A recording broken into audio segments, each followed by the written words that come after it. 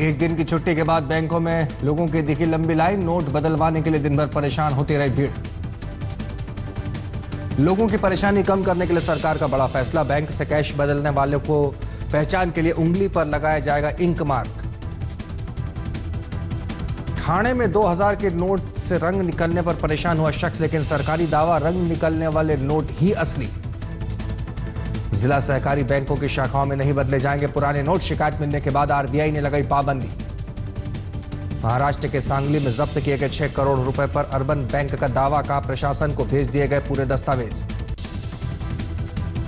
महाराष्ट्र के अकोला में लोगों को एटीएम में कैश आने का इंतजार, उम्मीद में सुबह से लगा रखी थी लाइन। जनधन योजना से जुड़े खाता धारकों को सरकार ने किया आगाह। काले धन का लालच देने वालों से बचने की सलाह दी। केंद्र सरकार ने साफ की जनधन के खाते की सीमा। आर्थिक मामलों के सचिव ने कहा जमा करा सकेंगे सिर्फ 50,000 रुपए। देश भर में युद्ध स्तर पर चल रहा एटीएम को सुधारने का काम। बदलाव के बाद ही निकाल सकेंगे 500 और 1000 के नोट। देना बैंक ने मुंबई में लगाई मोबाइल एटीएम वैन। जिन इलाकों में एटीएम नहीं है या कम है, वहां जाकर खड़ी हो रही ये वैन। नोटबंदी की वजह से मंडियों में घटी सब्जी की आवक। बाजार तक पहुंच रहे पहले के मुकाबले सिर्फ 50% ट्रक। नोटबंदी ने घरों के बाहर रहने वाले छात्रों की बढ़ाई दिक्कतें। पढ़ाई लिखाई छोड़कर एटीएम और बैंकों की लाइन में खड़े हैं। मुंबई के भायखला कैश के लिए लाइन में लगे लोगों को बीजेपी कार्यकर्ताओं ने पिलाई चाय। मुंबई के कांदिवली में रक्षा मंत्री का सम्मान समारोह। आयोजन में नोटबंदी पर बोले पर्रिकर, फैसले से चुनाव में काले धन पर कसेगा शिकंजा। पर्रिकर ने कहा अब कश्मीर में लोग 500 लेकर नहीं कर पाएंगे पत्थरबाजी। ड्रग्स कारोबार पर लगेगी लगाम। नोटबंदी के फैसले पर शिवसेना ने कहा काले धन वाले बैठे अपने महलों में, जनता परेशान। कल संसद में ममता बनर्जी की पार्टी के साथ केंद्र सरकार का विरोध करेगी पार्टी। केंद्र ने 5 साल के लिए बैन किया जाकिर नाइक का एनजीओ। आईआरएफ ने कहा बैन के खिलाफ कानूनी लड़ाई लड़ेंगे। मुंबई पहुंचे राहुल गांधी, बोले काला धन रोकना था तो क्यों जारी किए 2000 के नोट। जल्दी सामने आएगा बड़ा घोटाला। राहुल ने कहा गरीब परेशान। मोदी सरकार ने विजय माल्या और ललित मोदी से कोई पूछने वाला नहीं। कल भिवंडी में आरएसएस पर दिए एक बयान को लेकर चल रहे मामले के सिलसिले में कोर्ट में पेश होंगे राहुल। साइरस मिस्त्री विवाद के बीच रतन टाटा ने की वित्त मंत्री अरुण जेटली से मुलाकात। आधे घंटे चली बैठक के बारे में टिप्पणी से इनकार।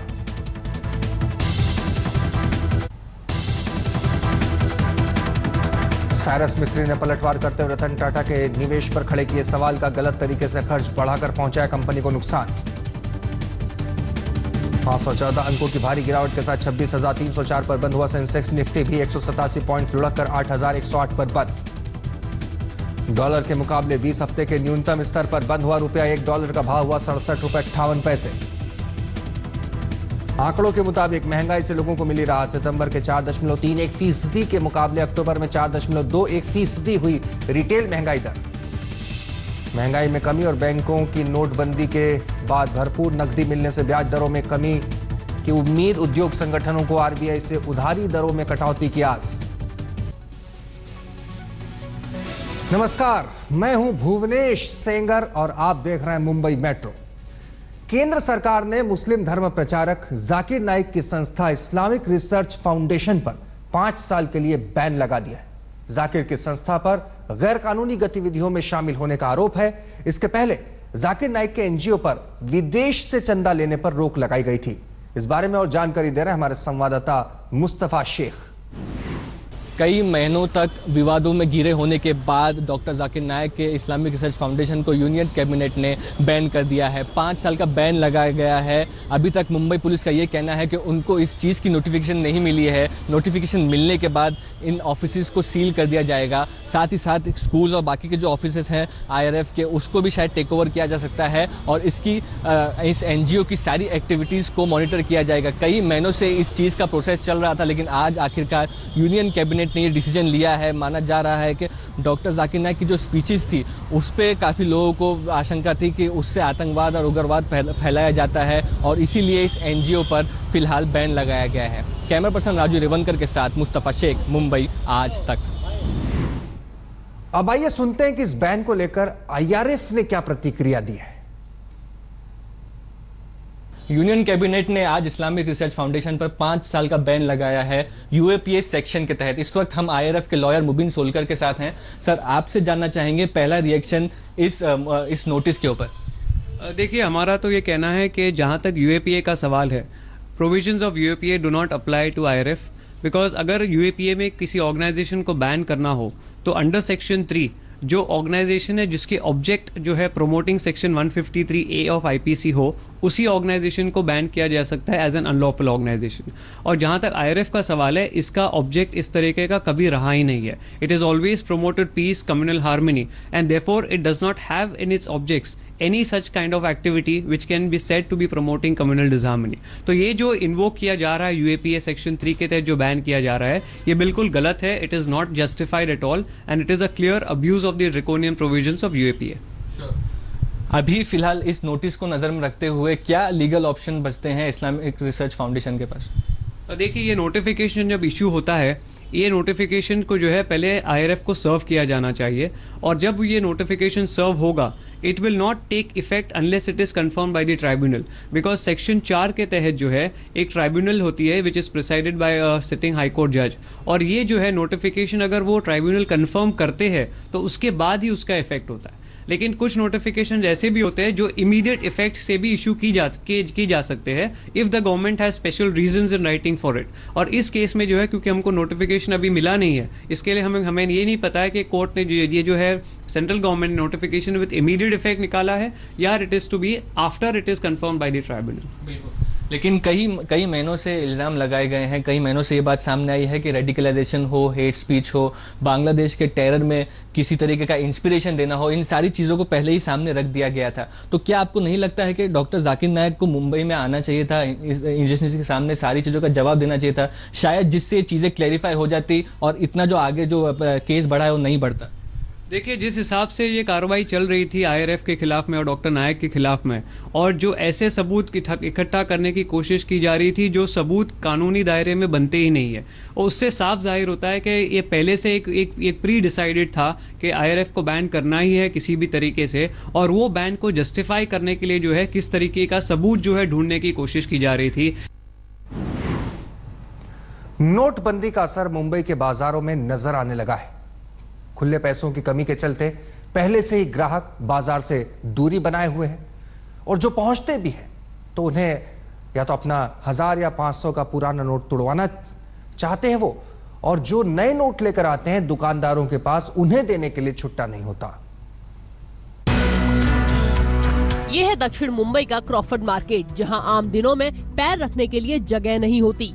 वहीं आज दुकानदार खाली खड़े हैं। नोटबंदी का असर हर सेक्टर पर पड़ रहा है, पर कपड़ा दुकानदारों का हाल सबसे बुरा है। शादियों का सीजन है, लेकिन लोगों के पास शगुन में देने के लिए पैसे नहीं है, तो कपड़े कौन खरीदे। 9 नवंबर से मुंबई का रिटेल बाजार ठप सा पड़ गया है। दुकानें खुली लेकिन ग्राहक नहीं।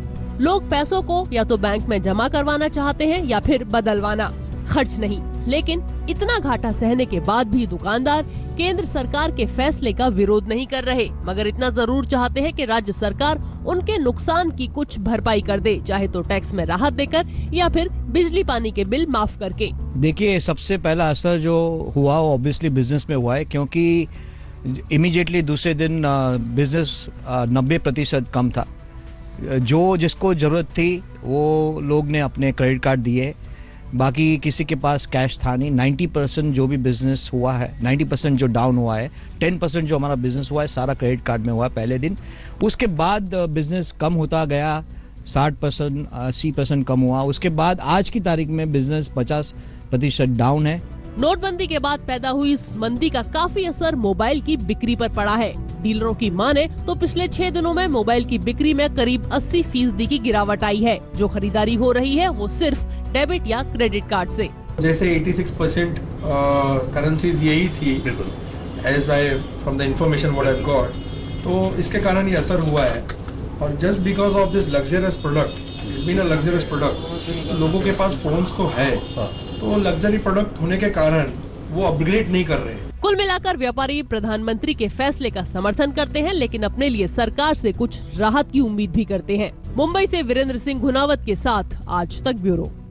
नोटबंदी का असर रिटेल से लेकर हर तरह के कारोबार पर नजर आ रहा है, लेकिन वेडिंग प्लानरों पर नोटबंदी ने कुछ ज्यादा ही चोट पहुंचाई है। अगले 2-3 महीने शादियों का सीजन है, यही उनकी कमाई के दिन है। नोटबंदी की वजह से शादियों के बजट में भारी कटौती हो रही है। परीना कपूर पसीने पसीने हो रही हैं। 2 साल पहले परीना ने वेडिंग प्लानिंग का काम शुरू किया था। ड्रीम सेलिब्रेशन नाम की उनकी कंपनी ने अब आकर थोड़ी स्पीड पकड़ी ही थी कि इकोनॉमी पर सर्जिकल स्ट्राइक हो गई। एक के बाद एक क्लाइंट इनकी सर्विस कैंसिल कर रहे हैं। हाल ही में अमृतसर के क्लाइंट ने इन्हें फोन करके कहा कि नोटबंदी की वजह से वो शादी बहुत ही सादा तरीके से करेंगे, जबकि पहले उनका बजट 1 करोड़ था। उन्होंने वेडिंग की है, 40 पीपल अपने जो लोकली बुला सकते हैं।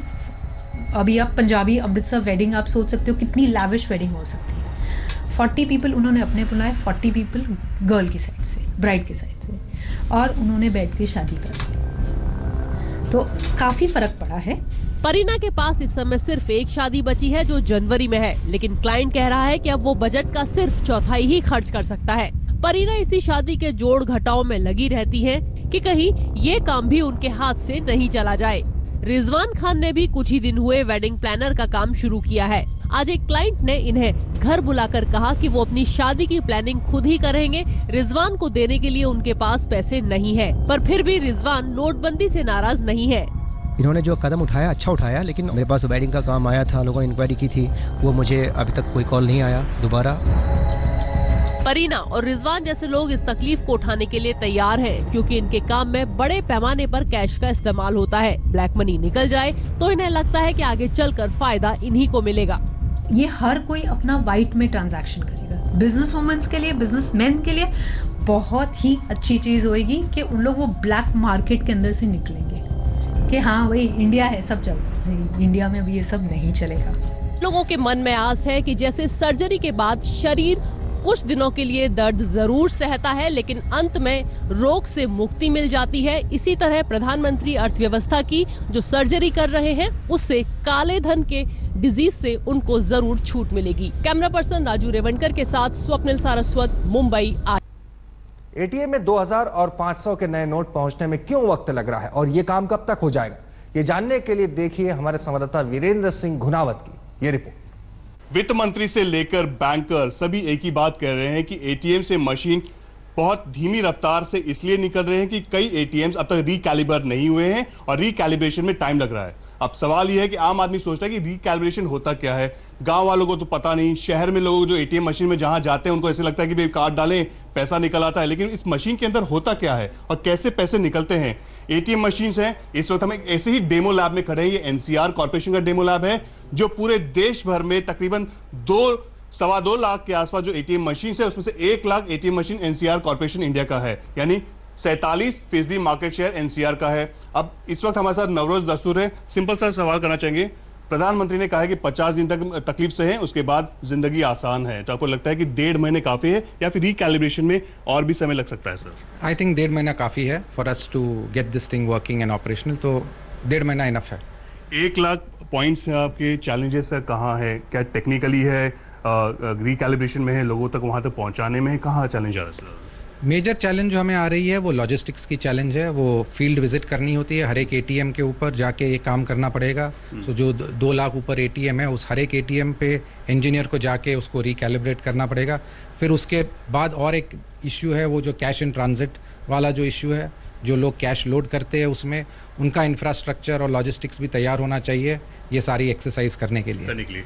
अब आपके दिमाग में कि रिकैलिब्रेशन क्या होता क्या है, हमने एमडी से बात कर ली, लेकिन आपको कुछ चीज दिखाते हैं, आप इसे समझना शुरू करेंगे। एक एटीएम मशीन होता है, इसके अंदर इस तरह का एक डब्बा होता है। डब्बा क्या है, किसी क्या टेक्निकली क्या कहते हैं? या इसको करेंसी कैसेट बताते हैं हम। इसके अंदर अलग अलग तरीके का डिनोमिनेशंस लोड कर सकते हैं, उसको डिफाइन करते हैं और इसका सेटिंग करते हैं। इसमें नोट्स होते हैं? हाँ जी, इसमें नोट्स होते हैं अलग अलग साइज का।